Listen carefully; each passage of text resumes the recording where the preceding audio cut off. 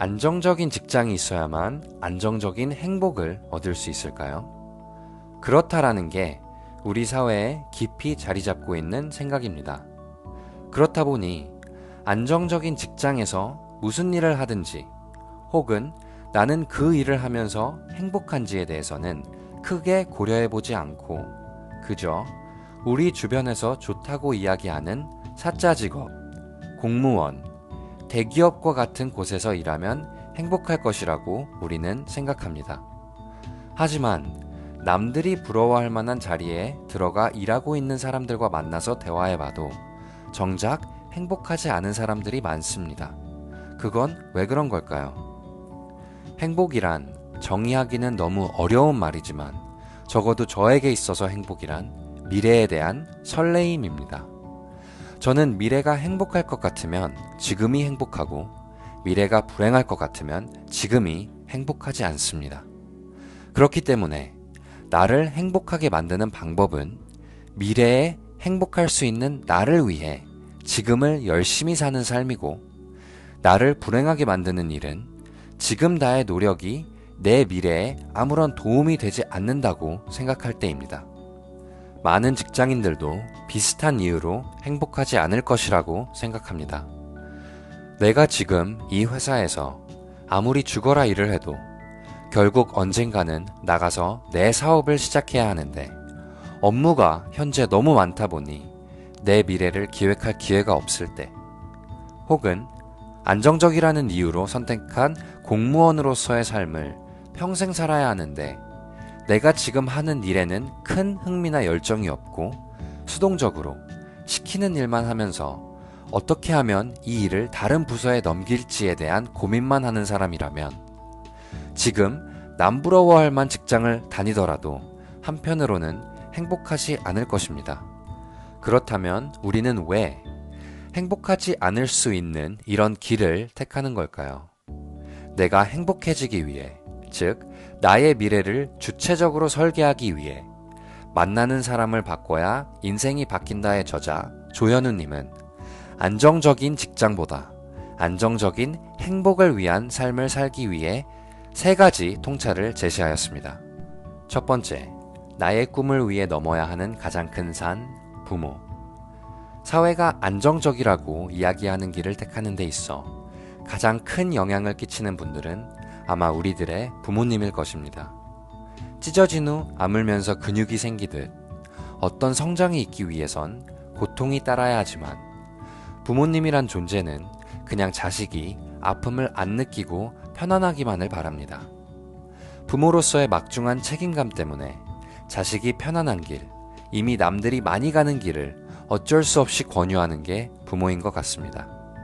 그래서 정작 사업을 하시는 저희 부모님도 저에게는 안정적인 직장이 최고란 말을 많이 하십니다.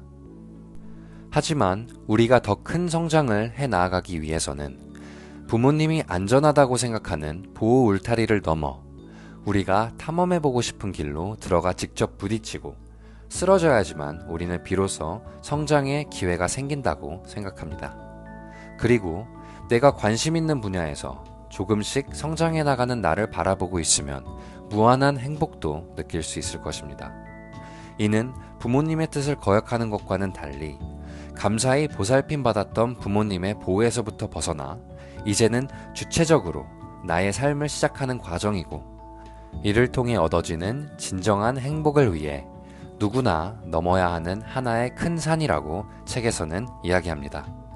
두 번째, 나의 꿈을 진심으로 응원해주는 사람들과 함께하라. 인간은 사회적인 동물입니다.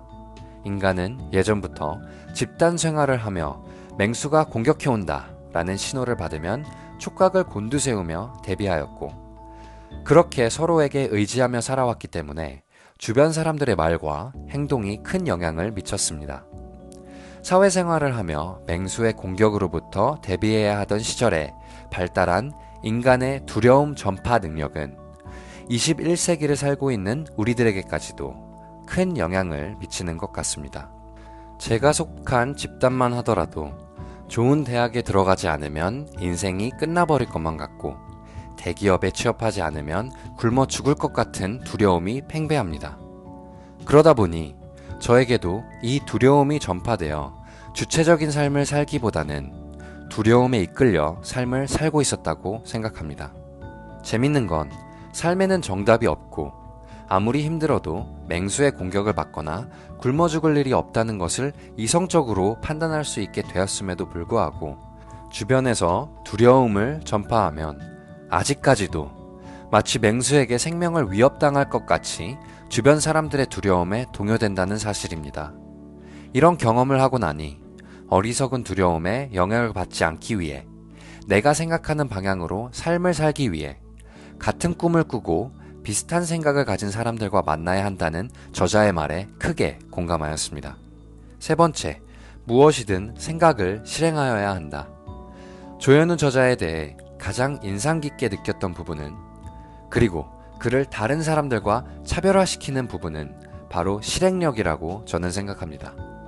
이 세상 누구든 생각 없이 사는 사람은 없습니다. 하지만 그 생각을 실행으로 옮기는 사람은 극소수입니다. 조현우 저자는 생각이 들면 충동적으로 그것을 실행하는 사람이고, 자신이 원하는 것을 이루기 위해 본능적으로 자기가 컨트롤할 수 있는 부분과 컨트롤할 수 없는 부분을 나누어서 생각하는 것 같습니다. 그리고 컨트롤할 수 있는 부분에만 신경을 쓰는데 그것이 바로 용기 있게 실행해보는 것입니다. 커리어를 위해서뿐만 아니라 어떤 상황이든 내가 컨트롤할 수 있는 부분, 그리고 내가 컨트롤할 수 없는 부분, 이렇게 두 가지로 나누어 생각해보면 생각을 실행으로 옮기는데 많은 도움이 될 것입니다.